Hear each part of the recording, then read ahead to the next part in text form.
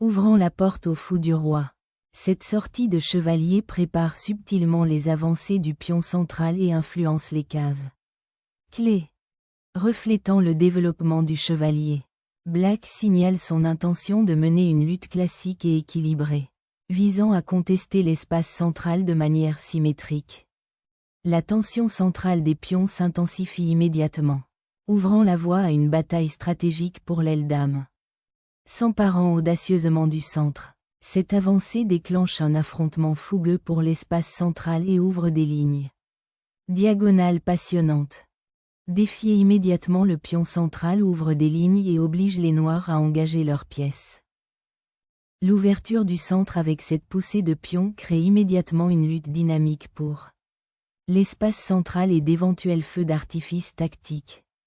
En contrôlant les carrés centraux et en préparant l'expansion de l'aile reine, les blancs consolident leur ambitieuse configuration d'ouverture. Solidifier le centre tout en préparant le roc côté roi offre une bonne base pour le jeu des noirs. Se préparer à fianchetto le fou du roi offre une sécurité à long terme et une pression diagonale. Potentiel. Safeguarding the monarch solidifies the position.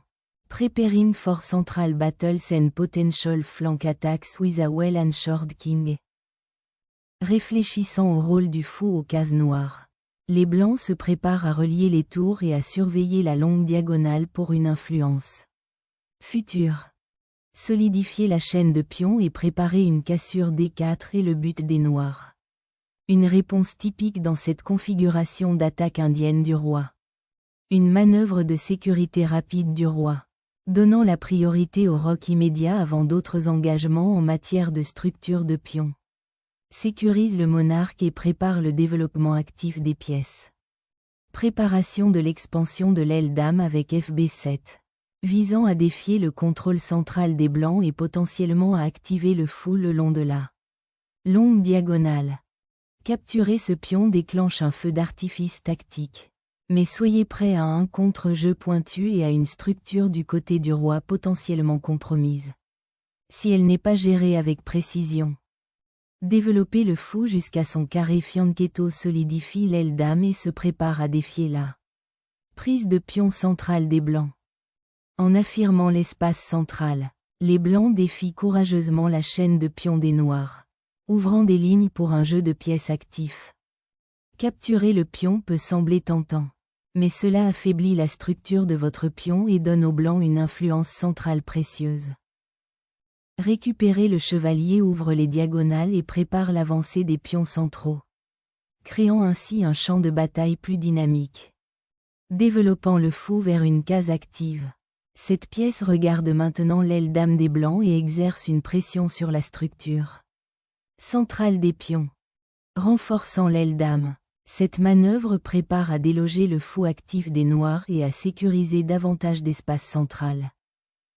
Développer le chevalier vers une case centrale plus active, dans le but de défier le contrôle des blancs et de préparer une coordination ultérieure des pièces. Reprendre le pion en E5 ouvre le fichier E, créant un potentiel d'attaque immédiat contre le roi roqué des noirs. Faire pivoter le fou vers le bord cherche à l'échanger contre le chevalier. Une manœuvre potentiellement libératrice contre le contrôle central des blancs. Développer le fou sur cette case crée une menace diagonale vers l'aile roi des noirs, tout en se préparant à contester les fils centrales. L'expansion agressive de la structure des pions sur l'aile dame vise à déloger le chevalier et à gagner de l'espace, mais pourrait créer des faiblesses isolées. Ouvrir les files d'attente pour la reine et se préparer à contester les dossiers centraux. Cherchant à exploiter l'épingle en C3. Le chevalier se lance dans une infiltration centrale, menaçant de perturber la structure des pions blancs et d'initier un jeu dynamique. S'emparant instantanément de l'espace central, les blancs avancent hardiment le pion électronique, créant une tension et visant à déloger le chevalier. Cet échange libère le fou aux cases claires des noirs et ouvre une diagonale pour la reine, visant à déstabiliser le centre des blancs. Récupérer la pièce avec le fou solidifie la structure des pions de l'aile dame. Même si cela ferme temporairement la diagonale. Un chevalier audacieux se repositionne, menaçant une avance rapide et perturbant le contrôle central des Blancs tout en recherchant un jeu actif. Sécuriser l'arène et préparer une poussée de pions centrale, visant à restreindre le chevalier noir. Déplacer le chevalier en D7 abandonne l'avant-poste central et sacrifie l'initiative, créant des faiblesses de position à long terme. Frapper le chevalier ouvre la file D pour une éventuelle sortie de tour et vise à perturber la structure centrale des Noirs.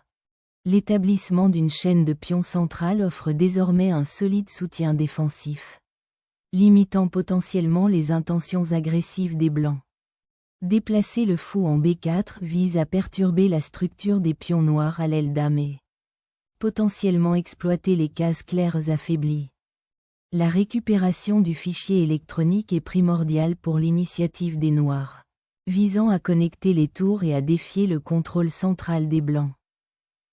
Affirmant sa domination sur les fichiers centraux, cette tour se repositionne pour contester les lignes clés, se préparant aux avancées potentielles des pions et à l'activité des pièces. Sécuriser le dossier C ouvert est primordial. Défier le contrôle central des Blancs et préparer un repositionnement défensif de la tour. En déverrouillant le fichier C, les Blancs visent à exploiter la tension centrale désormais ouverte et à faire pression sur les défenses noires de l'aile dame. Consolidant la défense du pion D par la reine. Cette manœuvre prépare à d'éventuelles avancées de pions ou renforce l'aile roi. Renforcer la protection du roi et se préparer à contester les dossiers centraux cruciaux. Récupérant le chevalier pour une influence centrale. Cette manœuvre vise à solidifier la position des Noirs et à préparer les futures cassures de pions. Contester la file D avec le fou vise à restreindre la mobilité du chevalier noir et à préparer une percée. Regroupement subtil.